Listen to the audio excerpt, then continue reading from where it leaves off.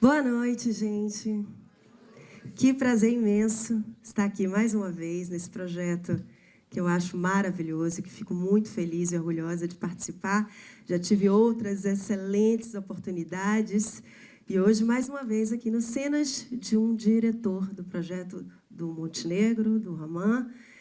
E hoje vamos receber um diretor que, para mim, está sendo... Na verdade, eu tenho muita sorte aqui nesse projeto, porque todas as pessoas que eu entrevistei foram pessoas que eu admiro pelo talento, pela arte e pelas figuras humanas. E hoje, mais um deles. Um diretor talentosíssimo, competentíssimo, moderno, gente fina, leonino, flamenguista, Mauro Mendonça Filho.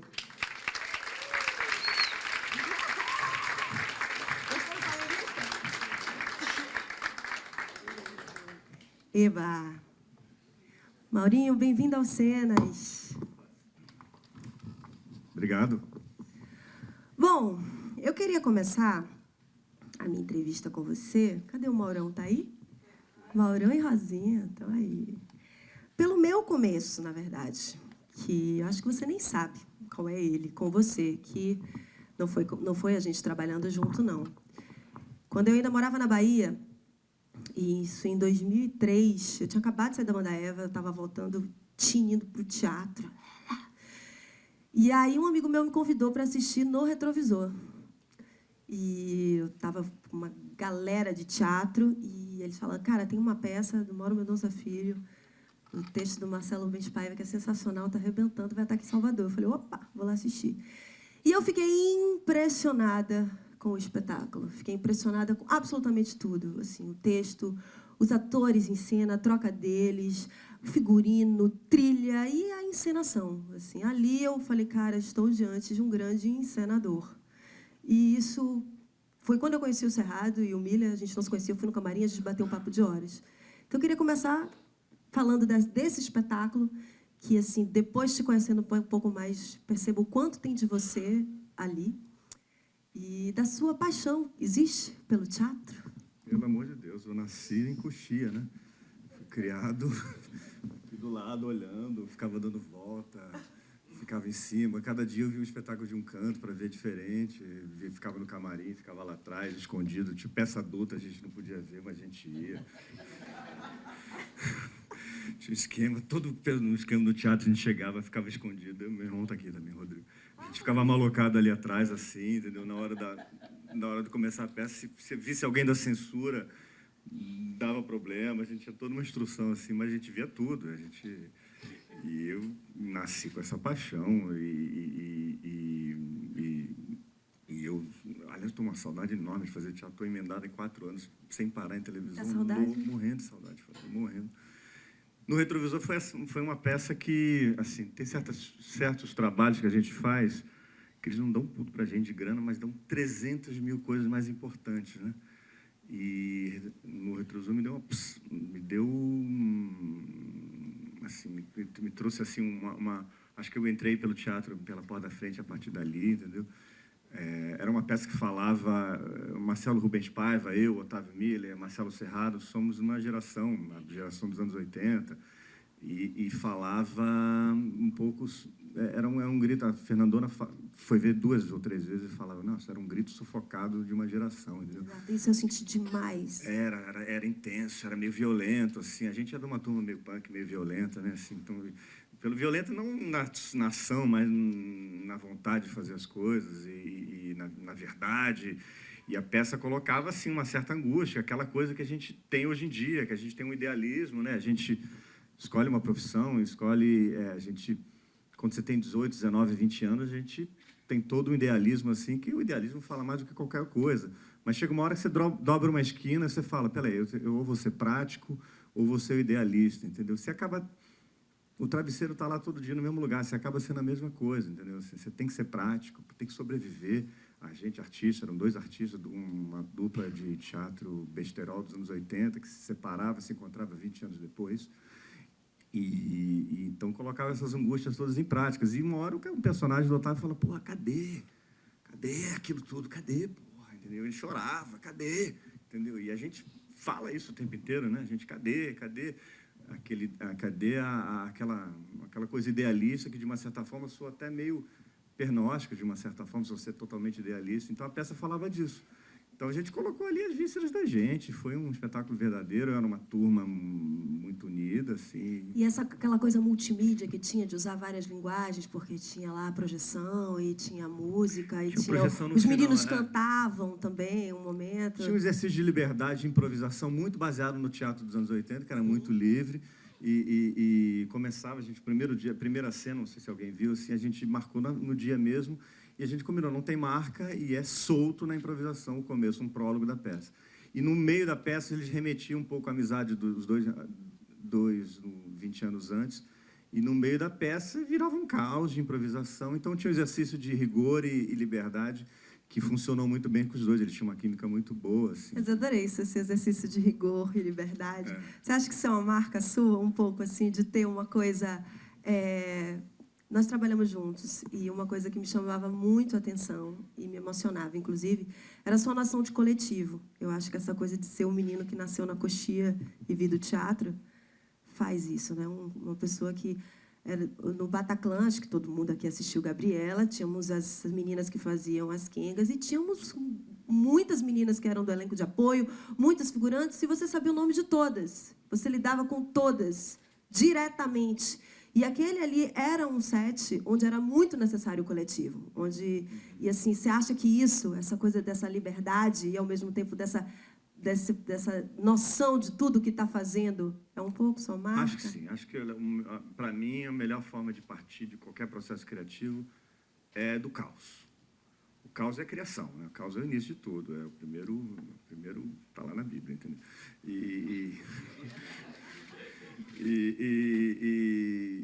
Em vez de partir do mas vamos fazer isso aqui certinho, eu acho que cada um tem que jogar tem que ter uma explosão criativa, e aí, em vez de você querer direcionar qual é a criação, a gente se alimenta. Gente, todo mundo sabe de tudo, ninguém sabe de tudo. A gente joga assim, entendeu? E aí você vê, você aprende, você vai pegando o que aquela pessoa faz ali. Não, isso aqui é muito melhor do que você estava pensando, ou que você não estava pensando. Entendeu? E aí você vai nesse processo criativo, o que vai todo mundo gerando, geralmente vem uma coisa muito da razão e da intuição, entendeu? Aí você vai montando os pedacinhos. Eu parto sempre do caos, mas tento organizar o caos. Praticamente é sempre assim. E dessa coisa dessa influência maravilhosa dos seus pais na sua vida, né? Já que a gente está no princípio, queria falar do princípio, e essas duas figuras maravilhosas, esses grandes artistas. E como foi isso na sua vida, na sua escolha profissional? Chegar o momento de dizer, vou seguir por aqui, também vou ser artista, vou ser diretor. Você começou como editor na televisão, eu comecei paralelo editor e fazendo curso de teatro. Eu tinha um foco de direção muito cedo, acho que uns 14, 15 anos eu já botei isso na cabeça. Talvez por alguma subversão, vi aquele cara lá dando ordem no meu pai e minha mãe e falou, eu quero aquele cara. Aquele cara é bom. Tem alguma coisa com ele, não sei o que é. Deve ter sido, nem sei. Mas aí eu já tinha um foco desde muito cedo, de direção, assim. Eu tinha uma coisa meio maluca. Eu via, sei lá, Fassbinder com 16 anos de idade, assim, no sol. Entendeu? E aí, mas eu tinha uma curiosidade intelectual de querer ver coisas, assim. E eu sempre tive muita paciência para montar, entendeu? As histórias, mesmo de moleque, assim, de fazendo as histórias e montar minhas coisas assim. De uma certa forma, até hoje, o que a gente faz é brincar de casinha, só que as casas são enormes, né? São gigantes, entendeu? E duram um ano e envolve 30 mil pessoas, mas, de uma certa forma, o mesmo moleque que está lá com paciência para fazer aquele mega quebra-cabeça é o mesmo cara que está aí. Né?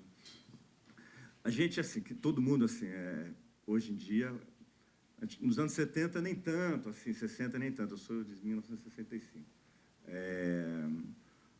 Mas hoje em dia é quase impossível família de artista, os moleques não ser artista. Eu lá em casa, meu irmão é ator, o outro é músico, eu sou diretor. Entendeu? Existe uma coisa que é divertida, um glamour, a gente vê os malucos, amigos dos pais da gente, entendeu? Eu acho engraçado, entendeu? Aquela gente doida, você fala, vamos por aqui, entendeu? Tem experiência, vê o carinho do público, a resposta, o amor do público, você fica, não, isso é uma vida que é divertida. Naquela época ainda tinha Entendeu? Tinha uma coisa assim que artista, assim, entendeu? Era meio assim, mais ou menos, assim, não ganhava nem tão bem assim como se ganha hoje em dia, entendeu? Então tinha uma dúvida, assim, mais ou menos. Tinha um preconceito muito maior, que tinha também, assim. Mas para a gente é quase inevitável. E eles sempre deram muita força, assim. Sempre falaram assim, é isso mesmo, é isso mesmo, é isso mesmo. Se for, mas na hora que vai, vai. E a parceria sempre foi. A abertura sempre foi grande. E chegou a ter um exercício de ator? Você falou que fez cal, é isso? Chegou a trabalhar? Eu fiz. Eu era um canastrão dos piores. Mas focado em querer entender um processo. Para mim era importante estar em cena. Já era uma visão de diretor. Para mim era importante estar em cena para poder entender qual é a angústia de estar em cena e qual é o processo, o movimento de estar em cena. Acho que a forma de dirigir, muitas vezes você às vezes trabalha num resultado, fala, olha, cara, tenta chegar numa coisa assim, mas muitas vezes o mais eficiente é você entender o processo que o ator está indo, caminhando, ele tem um processo dele, cada um tem o seu processo diferente, e de uma certa forma você ser cúmplice daquilo, ou tentar dialogar com ele às vezes só um diálogo silencioso com ele mesmo, mas muitas vezes quando o diretor capta um pouco assim o processo que ele está indo, você vai, eu sei que você está indo por aqui, mas vem por aqui, vai aqui, não, vai por aí mesmo. Isso gera uma relação cúmplice com algo que ele está criando dentro dele. Eu tinha uma vontade de querer entender o que era isso, entender o que é o interno disso. Assim. E eu acho que tudo que eu me pautei, a minha experiência de fazer curso de teatro, assim, fui aluno do Moacir Góes, até hoje eu levo para tudo, assim, até gostaria de fazer mais, assim. E a experiência de editor, de começar com a edição, com a coisa de a edição nos anos 80, eu comecei em televisão em 83, 84. A edição, estou com 30 anos de carreira. Imagina, é isso que eu quero saber. Edição era o grande lance, tinha um pouco a coisa falava-se até em editite, assim, não tinha tanta tecnologia de computação gráfica, de fotografia, a televisão, a luz era mais tosca, era muito mais baseada no autor.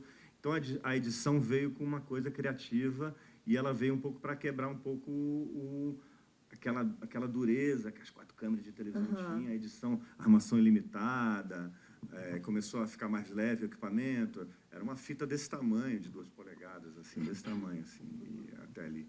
Começou a ficar menor, assim, começou a ficar mais prático.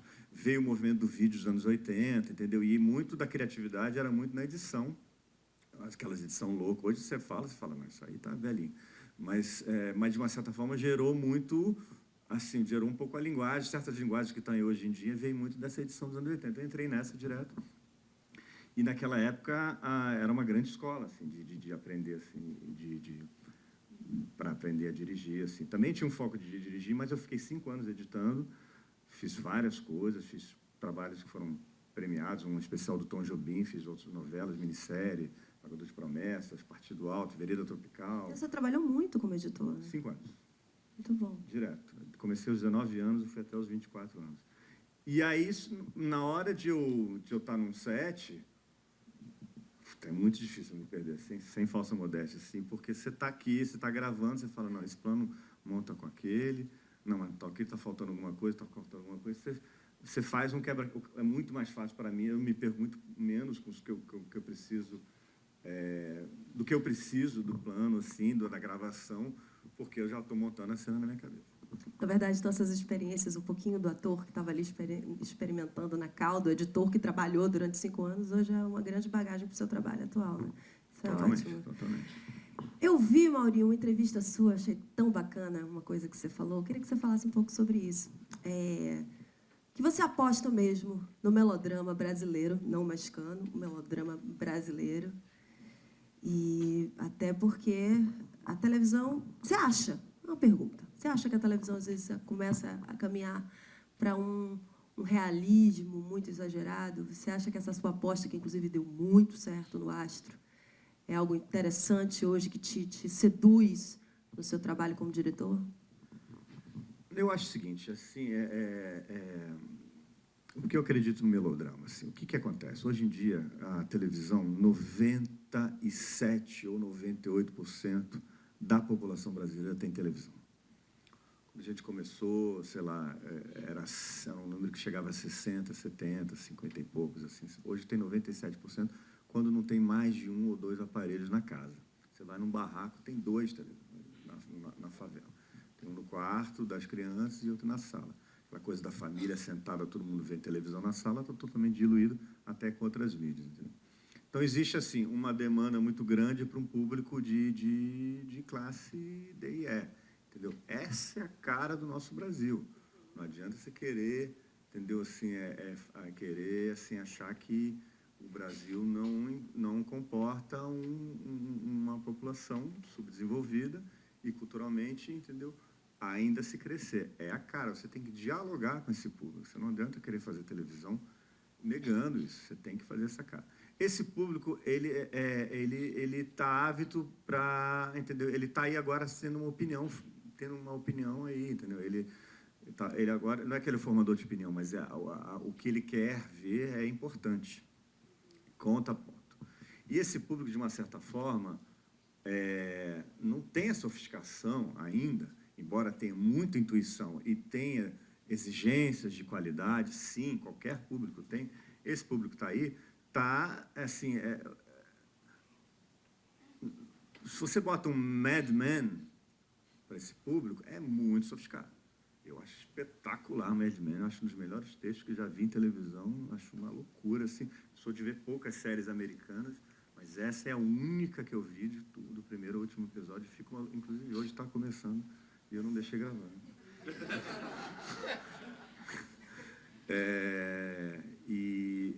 Enfim, esse público, assim, você tem que dialogar com ele, assim. A gente é latino, a gente não é cool. O cara morre, a gente tem piada do ídolo morto no dia seguinte, é uma coisa completamente sem sentido, né?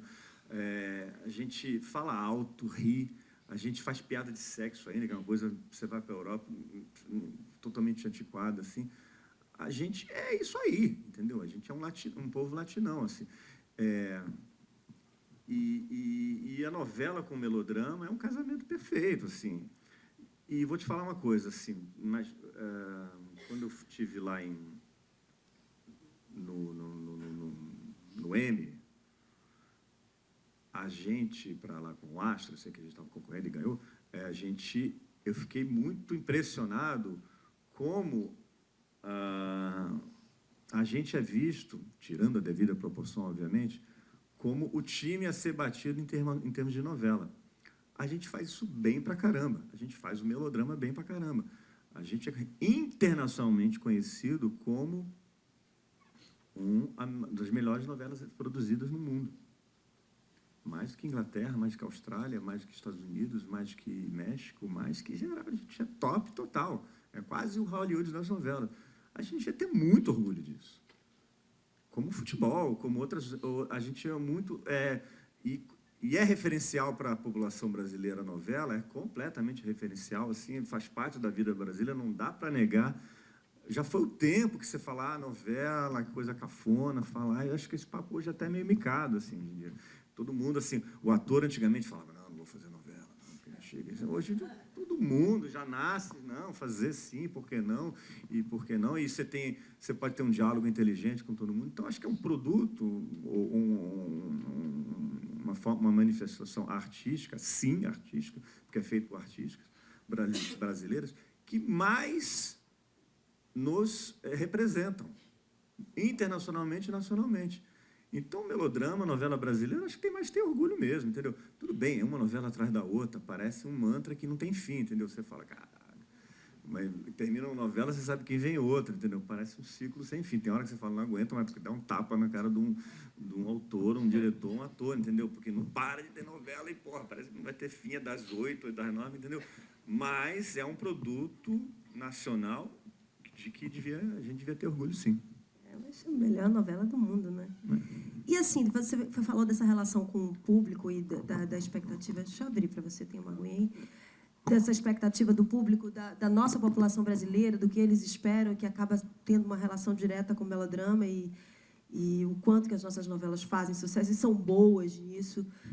E essa coisa que hoje em dia a gente tem muito na TV, da relação com o Ibope, tem aqueles group discussion, onde a gente sabe como é que estão indo as coisas. Você é ligado nisso? Você acha isso realmente importante? Você acha que isso faz parte de todo esse sistema da televisão? Como é a sua relação com esse lado? Tem que pensar nisso, sim. Assim, antigamente, ninguém falava em Ibope, porque a Globo dava... Eu fiz novela que deu média de 72 e pico de 97. Vale tudo. A primeira novela que eu fiz. Isso é absolutamente impensável hoje em dia. Então, qualquer coisa que você fazia, uma coisa, Pangaré dava um Ibope enorme. Está aqui meu pai, minha mãe e outros atores aqui de prova. E tudo dava Ibopes astronômicos. Ninguém ficava pensando em Ibope. Ah, Ibope.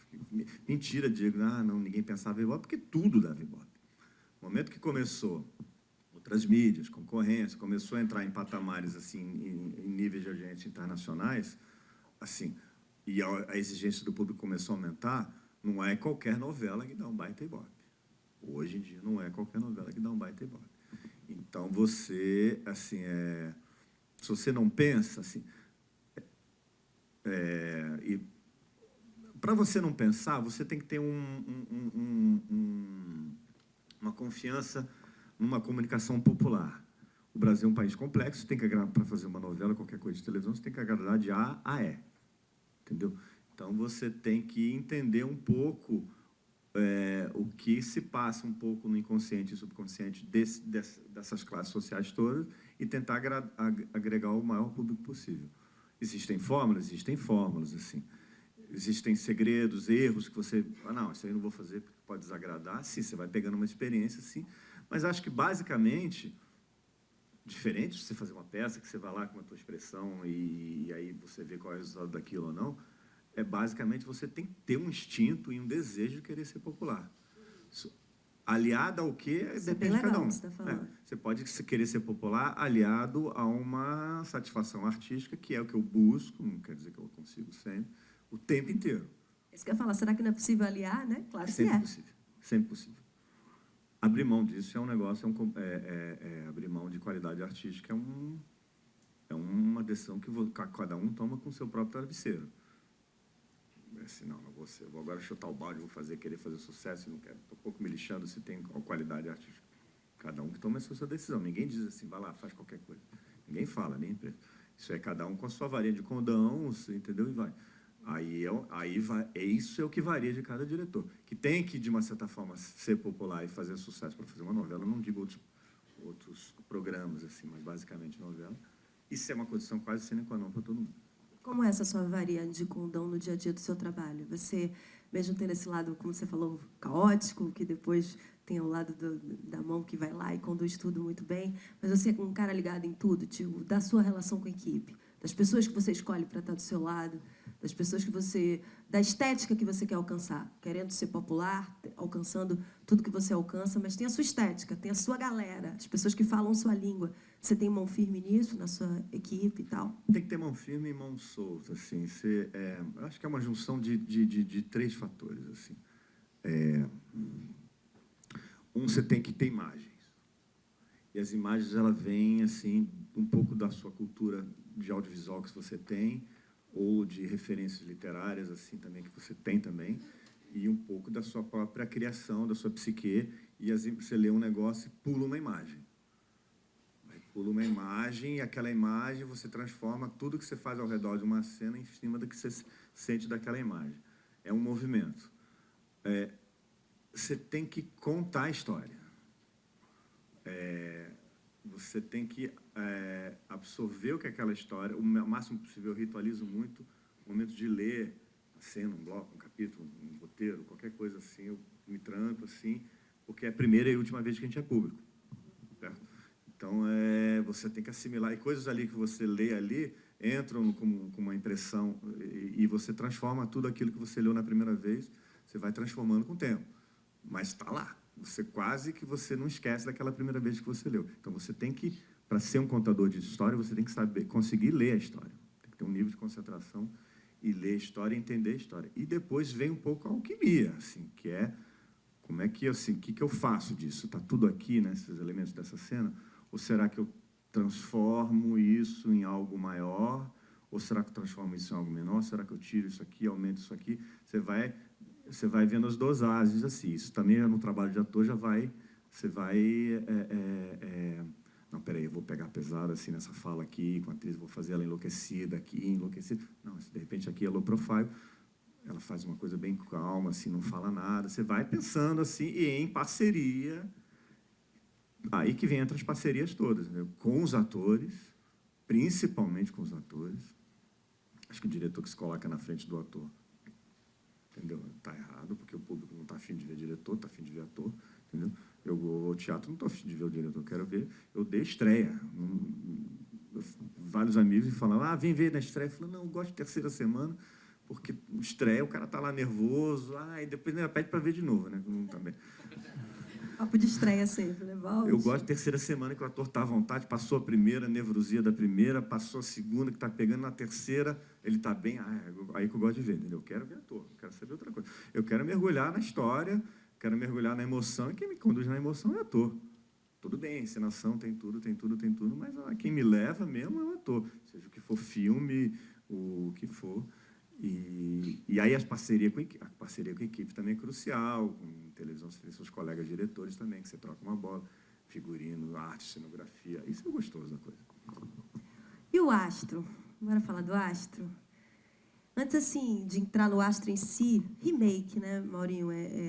Acredito que você, de repente, criar uma nova estética, ou pelo menos a sua marca, em algo que já fez tanto sucesso, como duas novelas que foram super marcantes, como O Astro e Gabriela, e você foi responsável pelas duas e dois grandes sucessos. E o Astro, especificamente, que chegou lá, ao Emmy, estava lá em Nova York, bonito pra caramba, recebendo o Emmy. Como foi esse trabalho, assim? E você está falando de uma forma tão bonita sobre o seu processo inicial, assim, de pegar o texto e ser pela primeira vez público daquele texto. Como é? Quando você sente que está brotando, você percebe, cara, isso vai dar certo. Você tem essa sensação? Não. Aliás, assim, só dá para saber que vai dar certo, assim, montando e vendo, assim, você tem que ter uma humildade, assim, você tem que ter uma autoconfiança. Mas, assim, não é um processo muito racional, 100% racional, não. Você vai numa balada, assim, no Astro, era um remake, com Gabriela foi remake é uma roubada, né? Porque todo mundo tem uma opinião. E aí, não, Gabriela era para entendeu? Ser destronado pela, entendeu? Levei umas cacetadas assim, mas era para, entender, ser achincalhado, que era um mega do sucesso, talvez a novela mais marcante da TV, uma das mais, entendeu? E a gente sobreviveu. Mas remake, todo mundo tem uma opinião, embora o Astro, assim, nem todo mundo tinha muita opinião, porque marcou, mas só uma geração mais velha um pouquinho lembrava. Em que ano exatamente foi o Astro? 79. 79. No Astro aconteceu o seguinte, o pessoal, na hora de escrever, e aí, de novo, é aquela hora que você lê, e você tem que ser fiel ao que você lê. Na hora que escreveu, era Janete Claire, entendeu? E Janete Claire, para quem conhece, era fueda. Porque ela misturava, era um misto de água com açúcar, com hardcore, que era completamente inovador nos anos 70. Quem fez... Minha mãe era amiga da Janete, a gente brincava na casa dela, lembro várias vezes, assim. Então, assim, e os autores, Geraldo Carneiro e Alcides Nogueira, certos textos, eles falaram, caraca, isso aqui é incrível, vamos mexer nisso aqui, vamos modernizar? Não, vou fazer assim mesmo, entendeu? E aí, na hora de ler, tinha um tom já meio kitsch, entendeu? Super melodramático. Eu falei, o que eu vou fazer nisso, entendeu? Será que eu vou negar isso? Eu falei, não, eu vou pisar nesse acelerador aqui. E aí, se você for ver bem, assim, você vai ver um filme, sei lá, Tigre e Dragão. É totalmente melodrama. Você vai ver os asiáticos, tem um pé no melodrama. Vai ver Tarantino, totalmente melodrama, acelerando lá. Lógico, com toda aquela... Tem aquele diálogo dele que ninguém escreve no cinema igual a ele mesmo, com toda aquela, entendeu? Aquela mise-en-scène, toda coisa. Mas que o Bill tem um melodrama, é como se fosse um filme do Bruce Lee, entendeu? Então eu falei, eu vou tentar acelerar, fazer um kit moderno, assim, entendeu? Ver se dá certo, entendeu? E a gente fazer uma novela... Vim com essa proposta do elenco, fazer uma novela como a gente fazia antigamente, sem essa coisa de querer ser cool, entendeu? Vamos fazer carregando. Aí minha mãe vinha com uma coisa dramática, parecia uma rodriguiana. Aí vinha a Regina Duarte. Regina virou um ícone gay, né? Porque os gays adoravam ela. Os gays adoravam, acho, porque era kit pra caramba, assim, e colou. Deu certo, pegou. E aí que eu falei, caramba, o público brasileiro gosta dessas pegadas mais fortes, assim. E em vez daquela coisa assim mais asséptica, eles gostam de uma coisa mais assim visceral, emocional, com pegada. Falava assim muito, pô, acho que tem uma pegada, tem uma pegada. E colou, e a gente começava a brincar de coisa cafona, fazer umas coisas com ametista, assim, entendeu? Que em sã consciência você jamais faria. E colou, e foi dando certo. Eu acho o Kit muito barato, assim, eu gosto de várias coisas do Kit. Eu gosto Deu ótimas referências aí falando. Eu gosto de música brega, eu gosto... O brega tem um lado, assim, que transcende, né? É como diz Nelson Rodrigues, só o canastrão tem a dimensão da tragédia, né? E isso rolava direto, assim. E certas vezes o nego fazia over, assim, entendeu? Não, nem vou falar nome de autor, mas eu falo... Não, vou deixar. Porque, tá legal. Assim, porque dava essa cara kit, coisa over, assim. E batia lá no povão, assim, batia lá na alma mesmo. Eu falei, vambora, vamos nessa aqui. Quando eu vi que deu certo, a gente foi direto. E lá, Noemi, como é que foi? Conta pra gente, assim. E você esperava que isso fosse acontecer? Já era uma coisa um pouco esperada? E existem números onde você já começa a imaginar que possa rolar da novela ganhar? Primeiro, não esperava nem ser indicado. Estava lá trabalhando, assim, parabéns do trabalho de você ser indicado. Aí eu comecei a ver, que trabalho, nem lembrava qual era. Aí vi lá, The Illusionist, fui passando, pô, The Illusionist? É o astro. Caraca, estamos sendo indicados. A gente estava acabando Gabriela, assim, já estava começando essa novela aqui. Aí eu fui viajar para a Europa, assim, fui direto para lá e fui desencanar, não fui nem pensar em nada, assim, entendeu? Cheguei lá, comecei a ver essa coisa que a gente, no Brasil, é favorito mesmo, entendeu? A gente fala, não, vocês são favoritos. Eu falei, cara, pode ser que role, entendeu? E aí começaram a falar aqui, você vai vendo um outro falando ali. E foram nos 2 anos anteriores, foram 2 portugueses e depois foi Caminho das Índias. Então, língua portuguesa dominando geral. E os próprios portugueses falavam assim, a gente faz muita novela em função da influência que a gente tem do Brasil, de novela brasileira, que tem a maior influência em Portugal, e que é inevitável, eles têm maior reverência na novela. Assim. A gente foi... eu tenho essa coisa com prêmio, assim.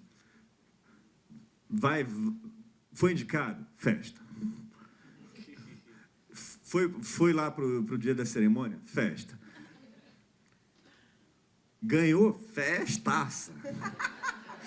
Não ganhou? Festa também, entendeu? Não tenho que ficar triste com nada, se não ganhou, nunca tive isso, entendeu? Você já ganhou alguns prêmios, né? Não só o Emmy, você tem essa experiência.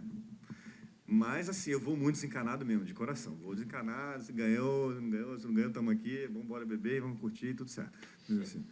Mas a gente ganhou, e foi sensacional. O Marcelo Serrado estava lá, olhou para mim, assim, com cara, assim, no olho, assim, antes da mulher anunciar do lado dele.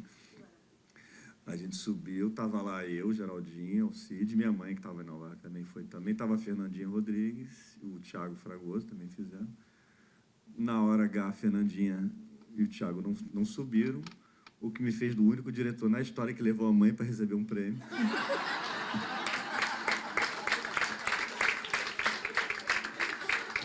Foi bom, Rosinha. Sei que o seu filho recebeu. Não, ela tremia, quase não conseguia subir a escada. Nem o diálogo levou a mãe, só eu levei. Um bom marco, mano, um bom marco.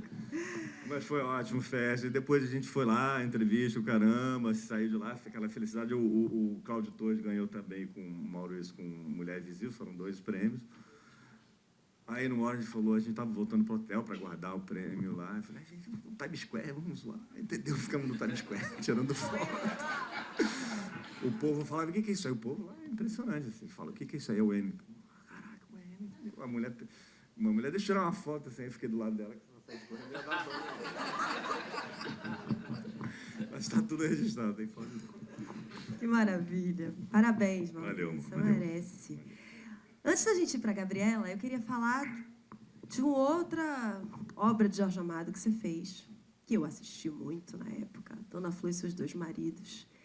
E eu me lembro de uma coisa até diferente, assim, que a atriz Dona Flor era Julia Gunn, maravilhosa, interpretando uma baiana, aquele personagem tão marcante de Jorge, e que teve... Isso foi a sua primeira direção geral, essa?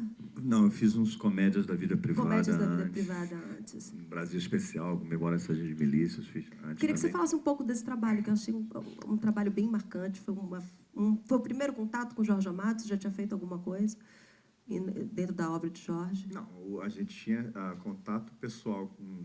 Pelo meu seu pai fez Dona Flor. Fez Dona Flor no cinema. A gente falou disso aqui, né, Mauro? Inclusive, a gente tem isso guardado, assim, numa das entrevistas do Jorge Amado, assim, perguntaram para ele, assim, existe alguma coisa que você escreveu, que você viu extremamente, viu retratado exatamente o que você escreveu na tela ou no teatro, alguma coisa? O Jorge Amado falava, sim, a interpretação do Mauro Mendonça no Teodoro foi absolutamente perfeita.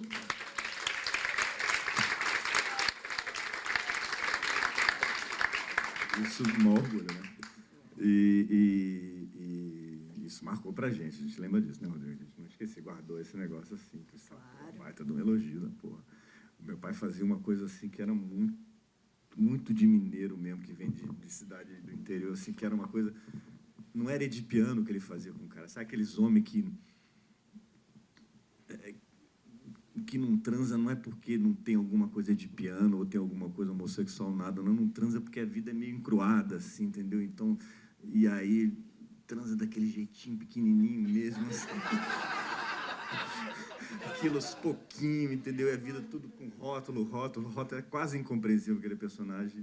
Ele rotulava, era sensacional, era incrível. Ele contou aqui, a gente teve na entrevista, que era como se fossem, né, Maurão? Farmacêutico. Gotas, que o cara ficava lá todo dia nas gotinhas. Então, transando era só na gotinha também. Mas era impressionante. E era macho, entendeu? Era um tipo de macho um pouco do pré-guerra, um pouco assim, entendeu? Daquela coisa assim do homem ainda não libertado, que usava camiseta, né? Pré-Marlon Brando, entendeu? A gente acende uma vela do Marlon Brando, que foi o primeiro que botou uma camiseta, tirou aquela coisa de terno, senão a gente estaria de terno até hoje, a pessoa. Mas era brilhante. Foi foda, Dona Flor, bem na verdade, entendeu? Porque, assim, não tinha tido uma série de televisão de Dona Flor, mas Dona Flor foi o grande sucesso até ano passado, até Tropa de Elite, o grande sucesso do audiovisual brasileiro. Foi, assim, a gente lembra filas de dar voltas no quarteirão e para ver, no Roxy. O Roxy não tinha nem 3 Roxy, era um Roxy só. E 2 voltas de fila para ver. A gente falava, nossa, aquilo era uma loucura, entendeu? Então, marcou para mim muito e marcou o povo brasileiro, entendeu? Bem na verdade, aí eu vou fazer uma confissão aqui. Eu tenho assim, acho a Giulia Grama uma das melhores atrizes que esse país já, entendeu, botou aqui. Mas a personagem, ela tinha uma coisa no inconsciente coletivo brasileiro como um símbolo sexual. E ninguém gosta de tirar certos ícones da sua cabeça, assim. Então, o nego marca uma imagem, assim, você não vai filmar quanto mais quente, melhor, você tem que colocar um outro símbolo sexual ali. Então, isso que foi uma decisão, por isso foi uma decisão de ter também colocado Juliana Paz para fazer Gabriela também, porque era o mesmo símbolo sexual. Então, quando você tem um símbolo sexual na sua cabeça, você pode até entender uma outra leitura, mas você vai achar que tem alguma coisa faltando porque você quer ser seduzido por aquela personagem, pela sexualidade da personagem, porque a sexualidade entra em algum lugar do seu córtex, assim, que mexe com você e que você quer de novo. Todo mundo quer ser seduzido por qualquer coisa assim. A Júlia é uma brilhante atriz, mas as pessoas têm uma coisa com a libido. E a Sônia Braga era um deslumbre, entendeu? Então, a nossa Dona Flor foi muito bem aceita na Bahia, o pessoal amava lá, porque tirava um pouco o estereótipo do baiano, entendeu?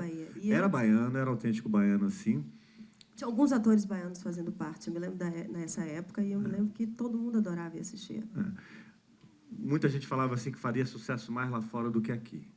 e porque era uma visão mais humana, assim, um pouco da obra, assim, mais menos pitoresca, assim, e tentando ser atual, mas ao mesmo tempo tinha muita coisa anacrônica na adaptação, assim, e sendo bem, eu não tenho muito de falar muito disso, de ficar arrependido ou não arrependido, não.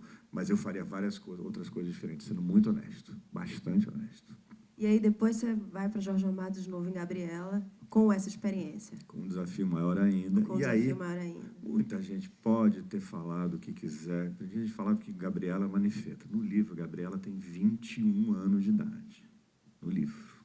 Certo? Juliana Paz tinha 32. Sônia Braga fez no cinema com 34. E na televisão com 27. Ela não era manifesta, era uma jovem retirante que o tio comia, entendeu? Que sua sobrevivência no sertão acabava chegando e se apaixonando por um turco. E é isso ninguém fala, mas o turco, né, no livro tinha 33 anos de idade. Ele já chegou a ser feito pelo Marcelo Mastroianni com quase 70 anos. E ninguém fala. Mas a exigência com a mulher vem daí, tá vendo? A mulher é muito mais exigente, o símbolo sexual. E aí a gente não pensou duas vezes.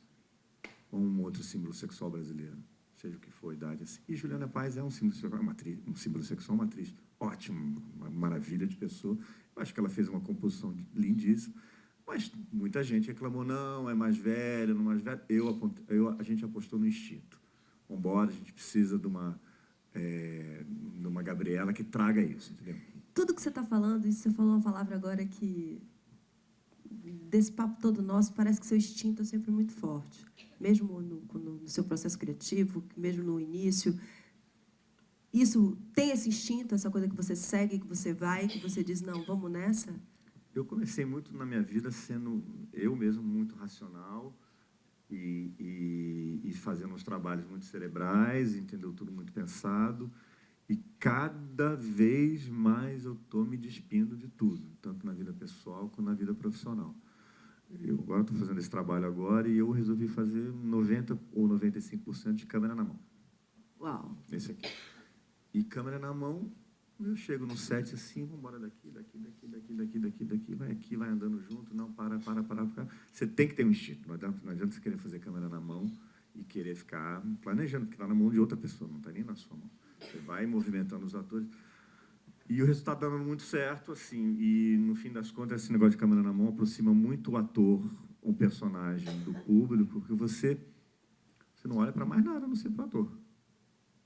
Você não tem uma outra coisa para olhar. Você vai andando junto com você, eu entro aqui no camarim contigo com a câmera, posso descer para lá, vem aqui, dou a volta aqui, entendeu? E você vai olhar o quê? Estética, fotografia, não, vou atrás desse cara. Eu vou atrás dele, entendeu? Eu quero ficar com ele, entendeu? E tá me libertando muita coisa, assim. Antigamente eu chegava com 70% de coisa planejada no set, 65%, e deixava uns 35% meio solto, assim. Hoje eu estou me dando a liberdade de chegar mais com 30%, 40% de coisa planejada, assim. Deixando o instinto bater bem solto e tem sido muito bom. Muito bom. Eita! Mais uma parceria com Valci, né? Nessa novela das 9. E, assim, você já teve uma relação com autores assim, de repetição. Gilberto Braga, você trabalhou algumas vezes? Muitas vezes. Você pode citar os autores que você trabalhou, assim? Minha primeira direção era sem direção. Fui abençoado por Natália Timber, que é uma dama.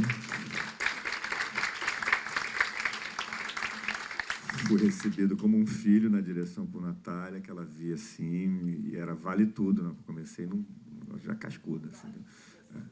E era novelaço, né? Natália era incrível, e era mal barato, e eu era assistente de direção, comecei, da edição fui para assistente de direção, mas eu era assistente de direção que já dirigi no primeiro mês, né? Dirigi muito a Natália, e já saí metendo as caras, né, Natália? Não tinha papo na língua, já saí fazia umas coisas esquisitas, e foi maravilhoso. E depois tive com o Gilberto, Dono do Mundo, como diretor, e fiz direção geral dele, uma novela chamada Força de um Desejo, também com a Natália. Dono do Mundo também com a Natália. E agora estaremos juntos aí, Natália, novamente.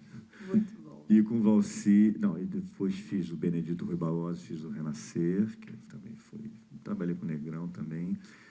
De novela, eu não fiz muitas novelas, assim. Na verdade, eu dei uma emendada agora em novela, Mas antes do Arte eu tinha feito 6 novelas, porque eu tinha uma coisa de querer fazer coisas variadas, tinha uma inquietude assim, e também de querer fazer coisas fora de televisão. E tiveram as comédias também que você fez, Toma Lá da Cá, Dentro da Cá, Televisão. Grande Família, aquela Heloísa Perricê, aquela adolescente, a Tati, né?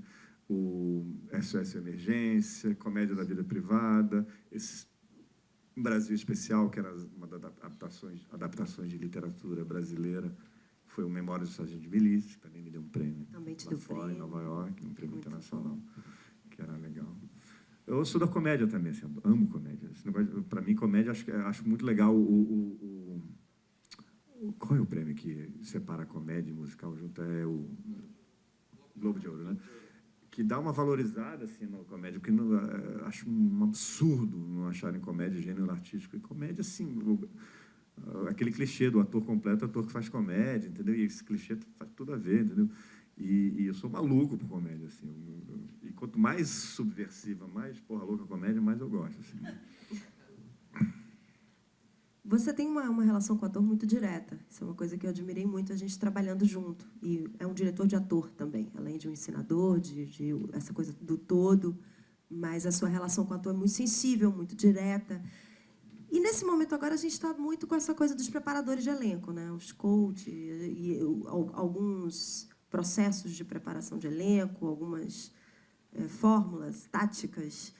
Eu queria uma curiosidade minha, acho que talvez de alguns aqui também, saber o que você acha desse tipo de preparação. Assim, hoje em dia a gente tem muitos filmes, inclusive, que não atores fazem os filmes, o que eu acho bacana, inclusive. E tem um preparador que vai lá e bota o cara naquela energia e tal.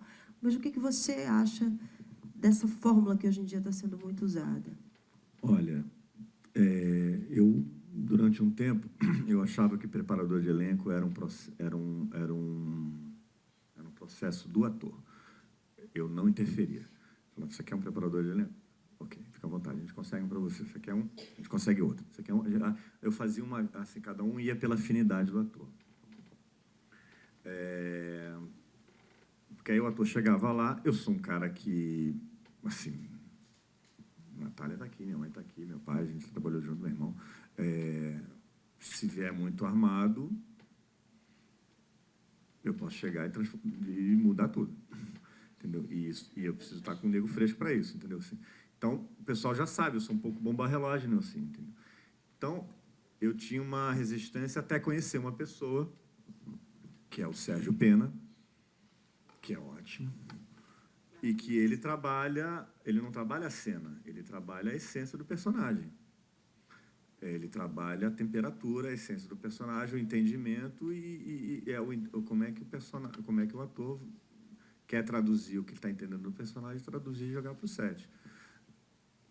É um complemento, assim, para o trabalho da gente. Porque a gente, principalmente em televisão, são muitos elementos, tem a fotografia, você está lidando com 80, 100 pessoas, você fica meio maestrando todo mundo, o ator é mais um deles, assim, embora o mais importante, é o que tá lá na cena, na frente, é o que está fazendo você contar a história através da emoção e da verdade das palavras, mas não existe como você estar num set 100% dedicado a um ator. É impossível. É impossível. A não ser quando não sai. Aí você falou, peraí, deixa eu dar atenção aqui para ver se sai aqui, porque não está saindo a cena. Como é que sai? Aí você, opa, fica ali. Aí é até perigoso, porque você fica muito em cima, o cara se sente péssimo, assim, começa a não sair mesmo. Entendeu? Aí você tem que também deixar, já é uma relação de confiança, e de empurrar, e de tirar, e deixar o cara, você vai, não é nessa assim. Então, eu acho que a gente ouve muito, já tem clichê, tem aquele negócio do Porto de Fundos, né, preparador de elenco, aquele é muito bom, já viu que aquilo é sensacional. Aquilo é sensacional. Aí, aquilo, obviamente, é piada em cima de algumas preparadoras de elenco que já deu porrada em todo mundo aqui. Todo mundo sabe. E eu acho que tem gente picareta. Acho sim. Acho que tem gente que fala assim... Cara, tem uma coisa assim que eu não acredito nisso. Assim, eu não tenho na vida nada que me faça ter prazer em me sobrepujar a você ou a ninguém. Não tenho prazer absolutamente de me sentir mais forte, melhor, mais poderoso. Ninguém vai me ver nunca humilhando alguém no set, você nunca viu, entendeu? Porque eu realmente não me sinto melhor absolutamente do que ninguém, seja o protagonista, seja o camareiro. Não me sinto mesmo assim. E eu sou a mesma pessoa no set. Eu me coloco no mesmo lugar. Eu tenho minha alquimia. E que não quer dizer minha personalidade, assim. Terminou o trabalho assim, eu gosto de ficar no meu canto, assim, entendeu? E aí vem meus amigos, está tudo certo, mas eu não tenho esse prazer de querer colocar minha personalidade, que não é pequena, acima da vaidade, do orgulho, dos anseios, dos desejos de qualquer pessoa. Muito pelo contrário, eu não me sinto absolutamente responsável por ninguém. Por falar coisa, eu odeio dar assim... Ai, me dá essa opinião, porque é muito importante aí para o resto da minha vida. Eu falo, pelo amor de Deus, não faz isso comigo. Eu fico assim, não, eu fico torcendo para a pessoa se dar bem, mas eu não quero eu falar coisas, entendeu? Que a pessoa, tipo, 20 anos depois, está lá com a Cat e fala, tu me falou aqui. Não tenho isso, não quero essa energia para mim, não guardo, entendeu? Eu não quero guardar nada de ninguém. Então, eu não tenho uma coisa de querer, assim... O meu processo é de camaradagem. Eu acho que eu vou morrer assim. Posso ser um diretor com 70 anos, com bagagem, experiência, vivência, talvez sabedoria, assim, sei lá o quê, mas continuar sendo a mesma coisa, porque eu não acredito em, entendeu, em pessoas que se acham melhores que as outras. Não acredito mesmo. Isso te faz ser o artista que você é, Mauri. E a música? Que, assim, isso foi uma coisa que eu acho que ligou a gente muito. E você estava falando do seu lado de editor, de ter começado com a edição e de ter isso na sua cabeça o tempo inteiro num set. A gente passou por uma experiência, eu vou contar para vocês saberem, que eu fui cantar um momento lá em Gabriela e Maurício sentou no piano, um piano acústico que tinha no set, começou a tocar, cantou pra caramba um blues, e eu fiquei absolutamente chocada. Falei, como assim? E eu percebi que existia... Ray Charles. Eu percebi que existia uma sensibilidade que já acontecia, um lado meio musical, acho que talvez por ter visto também seus espetáculos, onde sempre as trilhas muito bem cuidadas, e nas novelas as trilhas bem cuidadas, e o seu lado pessoal também de gosto musical. Como é que a música te influenciando nesse seu caldeirão artístico, no seu trabalho? A música, meu irmão um dia falou, pô, a melhor profissão do mundo é ser roqueiro, né? Que você faz tchá, thank you, e tá ótimo.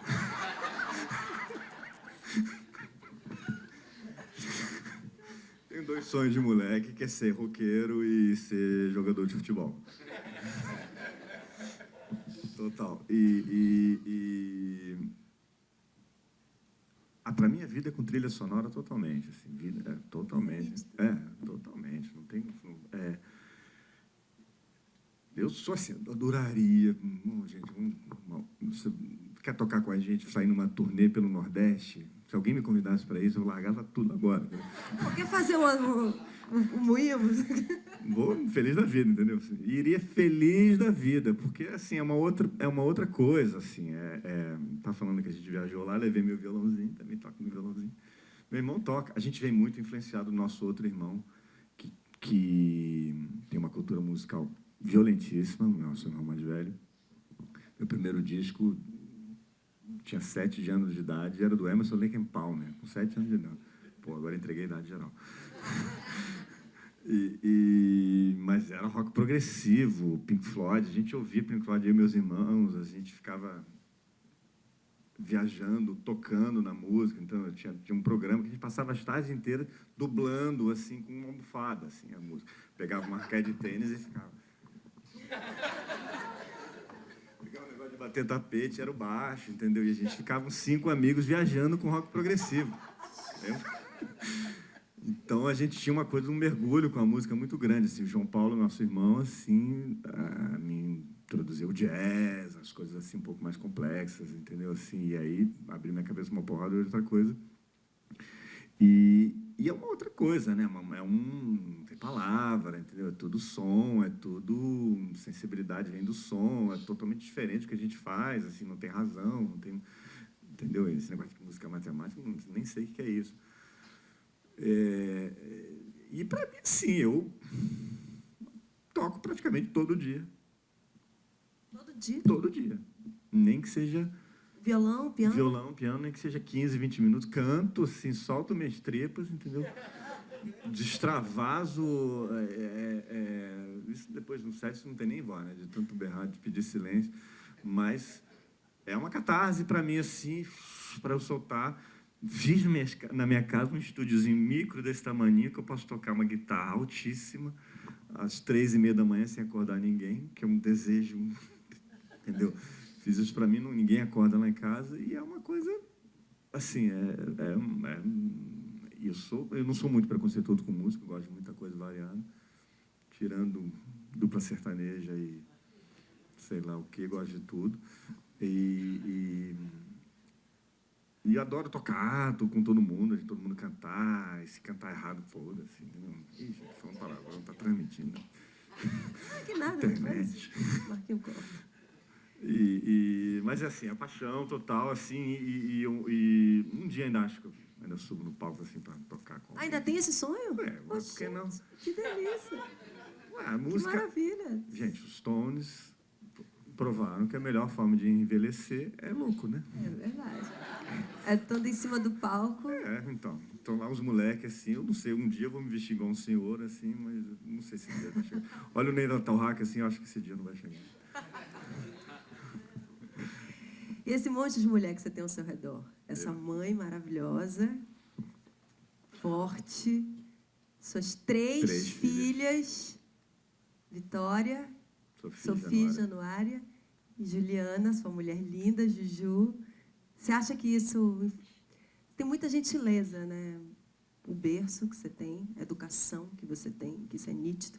O artista que você já acabou de falar coisas lindas sobre isso que me emociona, porque é o que eu acredito, e quando eu encontro, eu fico emocionada, porque não deveria ser raro, deveria ser o que todo mundo é. E esse monte de mulher bacana ao seu redor, assim, você acha que... Como é que elas convivem com essa vida de diretor, de tantos trabalhos, de piano de manhã, de violão? Como é que é isso na sua vida? O seu lado pessoal, suas mulheres? Gente, é maravilhoso, assim. Assim, você não pode, assim... Você aprende, assim, na minha filha mais velha. Minha filha mais velha tem 24 anos. E está estudando cinema fora agora também, vai enveredar no mesmo caminho. Vai ser diretora também? Vai ser diretora também, tá? Já estudou aqui, já fez faculdade aqui, agora está fazendo mestrado lá. E tem uma acessibilidade violentíssima à cultura, que eu fico chapado, assim. E tanto Juju quanto Sofia, Januária, assim. Aí com a Vitória eu aprendi, assim, que certas coisas não adianta você querer... Você tem que entender realmente a sensibilidade, assim. Você tem que gostar da sensibilidade feminina. Você tem que respeitar a sensibilidade feminina, assim. Não existe outro caminho, assim. Então... Coitada, a Vitória, assim, às vezes eu botava... Ela traumatizou para andar de bicicleta, que uma vez ela de bicicleta caiu no arbusto com espinho, traumatizou. Aí eu falei, pô, meu pai, entendeu? Anos depois ela conseguiu andar de bicicleta, mas às vezes eu ia para a praia, a gente não sabe direito, eu só tenho 2 irmãos homens, entendeu? Então no começo eu não sabia, entendeu? Coitada, eu botava ela numas roubadas assim, entendeu?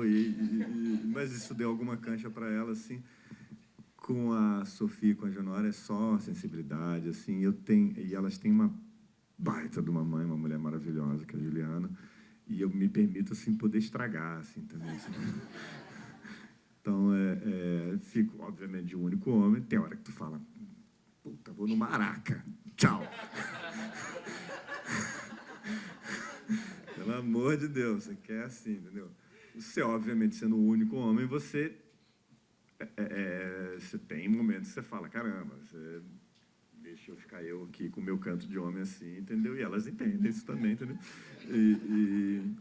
Mas sou super amado e eu amo elas profundamente, assim, entendeu? E é muito bonitinho. Elas são todas muito bonitinhas. Isso todas. é muito claro na sua relação com as mulheres, inclusive com suas atrizes. Você tem muita gentileza, tem muita sensibilidade. Pois é, dá para perceber. Cara, você circula bem nas redes sociais, né? Você gosta de Twitter, Facebook e tal. Eu também gosto. É uma coisa moderna hoje em dia. Você acha que hoje não dá para não se comunicar? Não dá para não dialogar com o público por esse caminho também internautico? Parece que tem um filme assim, é engraçadão, assim, um filme que o Facebook acaba e as pessoas vão para a casa dos outros falar. E ficam assim, curtindo, entendeu? Comentando. Vim aqui fazer um comentário, marcando as pessoas numa foto assim. Não, acho que dá sim. É aquela mesma coisa assim de... Eu não sei, eu não tenho uma coisa assim, do lúdico tá só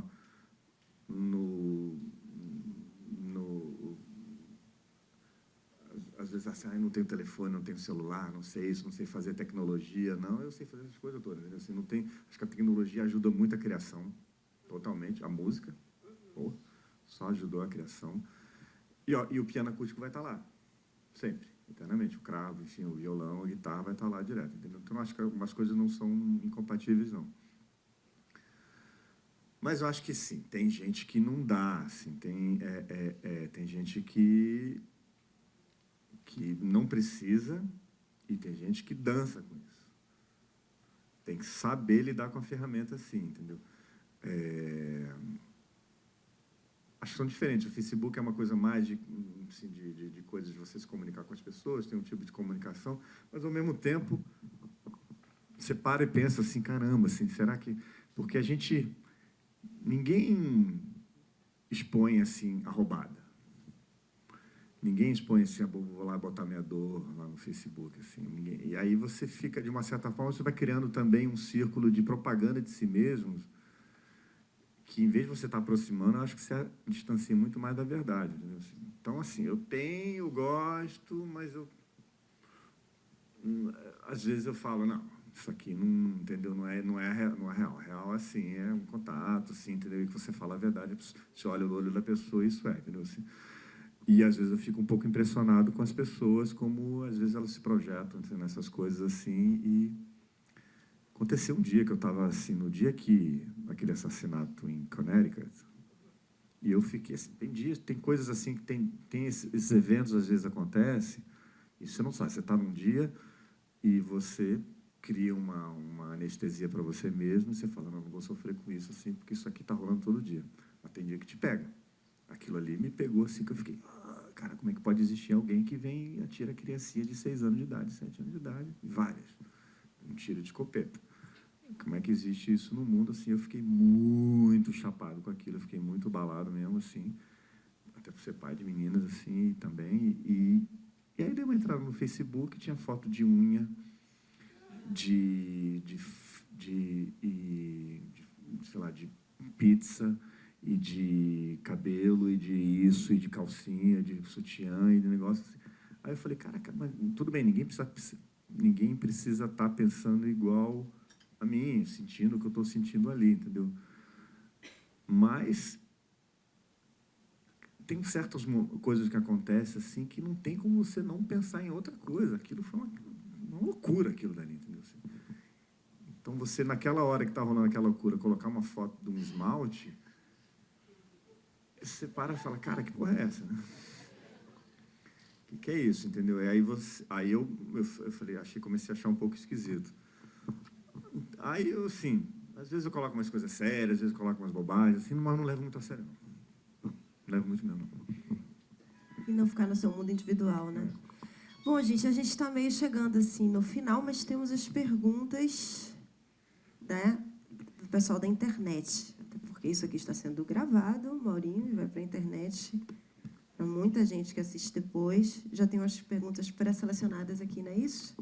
E eu vou ler para você. Vamos lá. De Paula Góes, que é estudante de teatro. Você chegou Algumas eu acho que você já pode ter respondido assim, en passant, mas você responde mais uma vez ou um pouquinho a mais. Você chegou a pensar em ser ator assim como seus pais? Hoje, de alguma forma, eles orientam seu trabalho? Algum projeto para trabalhar juntos? Fala um pouquinho como é dirigir eles também, né? Porque o Maurão, eu presenciei a coisa mais linda do mundo no set. Papai, papai, para a direita, papai. É lindo isso, gente. Ah, não. Chegar a chamar meu pai e minha mãe Bom, depois de tantos anos de nome, não. Só porque tem vergonha de chamar de papai e mamãe, não. Francamente, chama de pai. aproveitar a Olá, pergunta da Rosa Paula. Maria, por favor, vem aqui. Francamente. É amigo. Eu acho mais amigo do que porra. Como se papai, entendeu? Me rebaixasse um garoto de 10 anos de idade. Meu pai, minha mãe, cheguei aqui, vamos lá, e tudo certo. Não cheguei a pensar assim, ator assim, mas um pouquinho, assim, entendeu? Eu tinha vontade de vez em quando entrar. Dizem que eu leio bem, assim, leitura, assim, eu leio direitinho, assim, que... Mas na hora H, acho muito constrangimento, assim. Um dia eu falei para Marisa Hort, eu fiquei contracenando com ela, porque o ator não tinha chegado no programa que a gente fez. Aí eu fiquei, Maria, eu fico olhando para você, fico tão constrangido e contracenando. Aí eu falei, meu filho, minha profissão de ator é um eterno constrangimento. Você acha que a gente não fica constrangido? A gente passa a vida inteira constrangido. Aí eu entendi, relaxei, eu achei que era só eu. Um outro, então. Léo Gomes, que é estudante. Mas só para responder, assim, Ai, trabalhar, desculpa. dirigir os Achei dois, que você tinha assim... parado. Eu acho que, assim, direção e ator, com ator é afinidade. Quando você tem afinidade, seja com meus pais, meus irmãos, meu irmão, que eu também, a gente trabalha junto também, assim... a afinidade, ela rompe uma certa barreira, assim, do entendimento, entendeu? Assim, é muito importante o entendimento de ator e diretor, entendeu? Então, o entendimento com meu pai, minha mãe, meu irmão, assim, é total, assim, até minha sobrinha também, assim. Então, acho que só ajuda. Amizade também acho que ajuda. Seu irmão vai participar da próxima novela, é isso? Que legal. Tá careca assim, não é porque não quer. Rasparam. Olha. Ordens superiores. Sei como é. Passei por isso. Também sei como é ser careca. Também. Léo Gomes, estudante. Você dirigiu humorísticos como Toma Lá da Cá, Grande Família, SOS Emergência, a gente nem falou. Como foi essa experiência na área da comédia? Você falou um pouco disso, né? Você tende a levar comédia para os seus trabalhos, mesmo aqueles que não focam na comédia? 100%. Não, acho que quando a cena a cena não é de comédia, eu sou o primeiro para falar, ninguém fala coisa engraçadinha. Porque acho que a atmosfera de uma cena está no ar. E o ator fica lá preenchido com aquela coisa que está no ar, entendeu? Eu sou o primeiro cara que fala, não, chega de brincar aqui. E aqui não tem como brincar, e você fazendo drama, assim, muito sério, assim, para exatamente não desconcentrar. Esse negócio de o ator concentrar lá no canto, ninguém zoando, não rola. Sacou? Preciso estar mergulhado numa emoção aqui, eu preciso que as pessoas respeitem e, de preferência, que a equipe também participe com essa energia para a energia que precisa estar em cena. A energia de cena domina a energia do set, não ao contrário.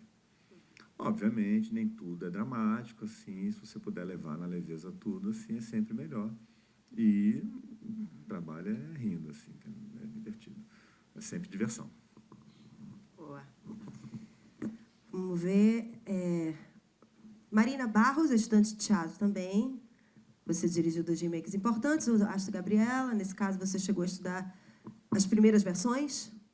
Isso a gente não falou. Você chegou a ver as primeiras versões ou preferiu nem ver? É mais difícil dirigir um trabalho que chega com expectativa e coisa e tal. Chegou a ver? Gabriela, acho que foi a novela que eu mais vi na minha vida. Era a novela das 10, passou em 1975, eu tinha 10 anos. A gente não tinha tanta liberdade nem para poder ver, porque eram mais pesados. A novela das 10 era mais pesada, mas a gente via escondido. E fazia um teatro. Então a gente via escondido. Eles faziam teatro, a gente via, não tinha.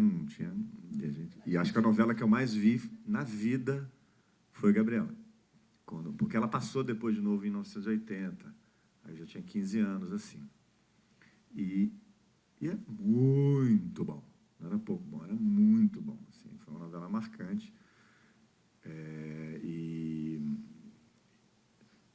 A Aí eu revi, acho que 1 ou 2 capítulos. Eu tinha uns 100 capítulos lá em casa, mas eu vi 2 ou 3. Falei, não, agora eu preciso jogar fora uma imagem. Porque na hora de escalar, já tinha uma coisa de moleque. A gente fica com essas coisas que a gente vê com moleque, quando marca, você leva pro túmulo.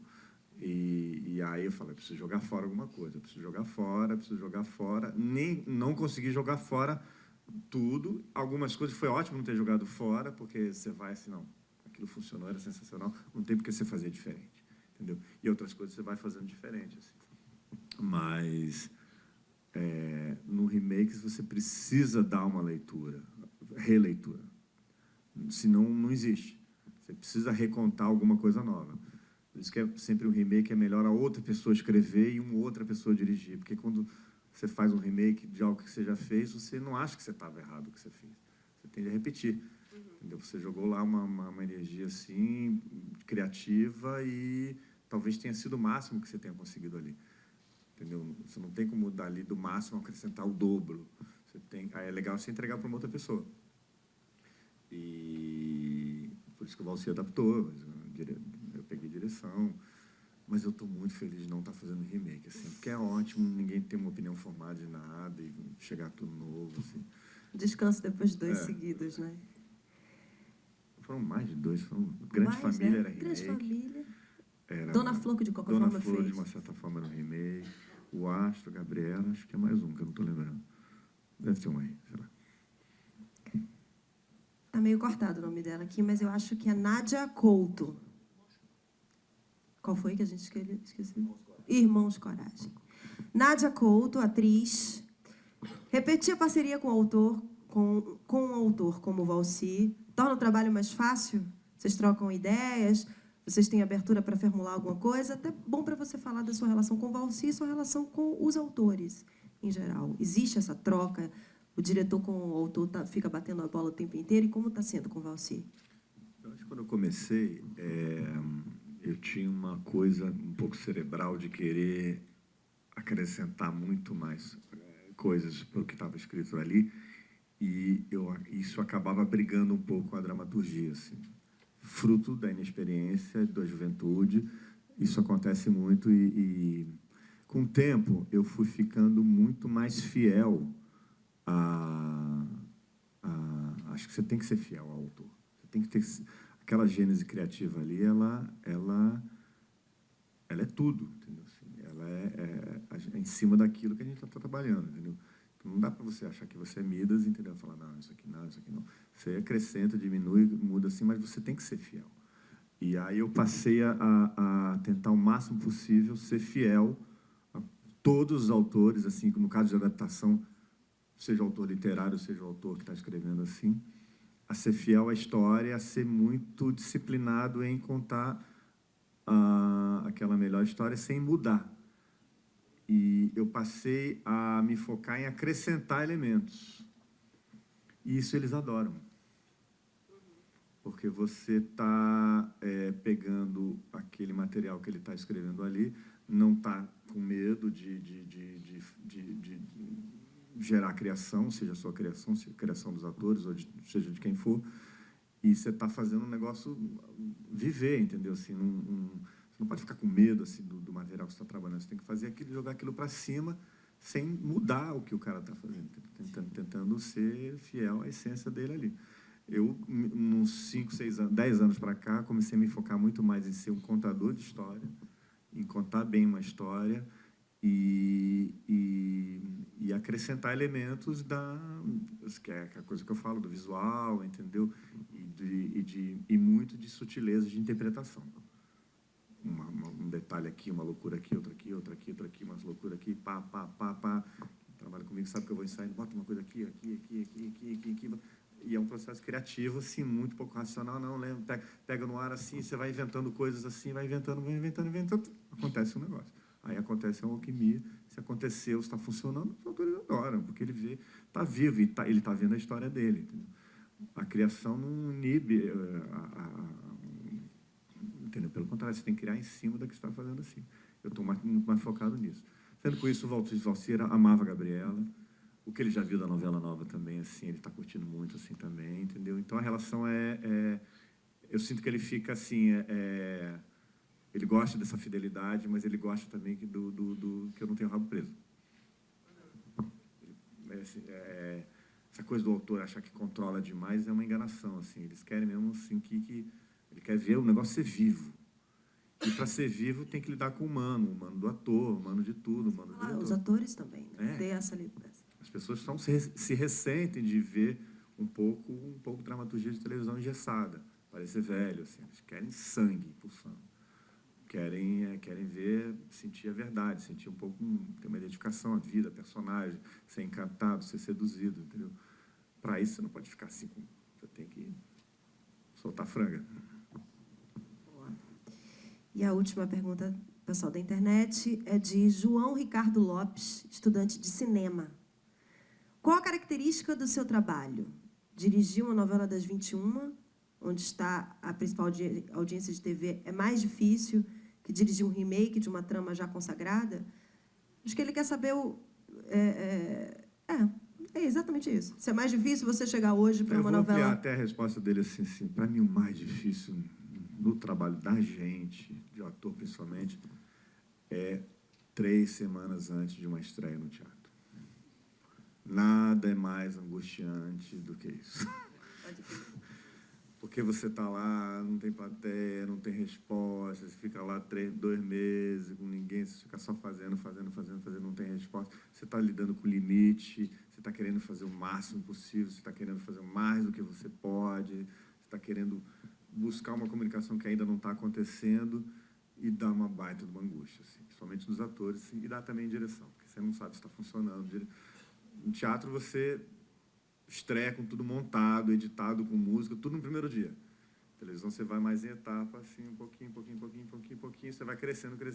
Cinema, a mesma coisa também, você vai crescendo. Primeiro você faz roteiro, depois você filma, depois você monta, depois você coloca a música. O teatro vem tudo no primeiro dia. Então, toda a comunicação vem. Por isso que você faz ensaios, assim, tem gente que nunca pega personagem, de repente pegou na estreia.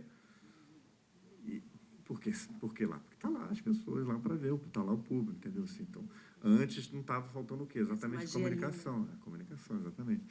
E tem gente que pega personagem em 3 ensaios, entendeu? E perde na estreia, entendeu? E o outro que estava lá, coitado, aquele que já era piada, assim, é o melhor em cena. Mas eu não acho que na nossa profissão não tem absolutamente nada muito fácil. Tudo lida com angústia, com tentativa de fazer o melhor possível, com pressões internas, externas e pressões assim, é uma profissão, a nossa profissão, a gente está aí o tempo inteiro para ser avaliado, né? Eu sou filho de 2 pessoas que passam 50 anos... É um pouco cruel, assim, mas esperando serem convidados. Tudo bem, são produtores de teatro, mas para serem convidados, eles têm que ser gostados. Passa a vida inteira tendo que provar, dia após dia, tendo que provar que você é bom dia após dia. E não é diferente para a direção também, não. O tempo inteiro você está tendo que se provar. Você não tem jogo ganho para ninguém. Termina um trabalho, pô, sucesso, começa um outro, você não é ninguém. Ou você é bom ou não é nada. E ator é a mesma coisa. Entendeu? Ou você está vivo, com seus elementos lá, ou você é um mala. Entendeu? Então, é uma profissão que vai assim até o fim da vida. É angustiante, mas é divertida, é glamourosa e a gente adora. Você é tão sensível que eu ia pedir para você falar um pouco, já que esse projeto é um projeto muito para atores também iniciantes ou estudantes, ou que estão aí no mercado buscando um lugar, e você já falou muito lindamente no final da entrevista. Obrigada, foi muito legal, muito legal. Espero que vocês tenham gostado. Para mim, o bacana é que a gente aqui, como eu acho que nas outras vezes que eu tive a oportunidade de participar desse projeto, inclusive com o meu querido Maurão, a gente conhece muito do artista, do profissional, que a gente vê aí a obra representada pelos lugares, pela TV, pelo cinema, pelo teatro, e também conhece um pouco da pessoa e percebe que uma coisa não está tão distante da outra assim. Isso que eu acho mais legal. Obrigada, Maurinho. Valeu, meu amor. Obrigada, gente.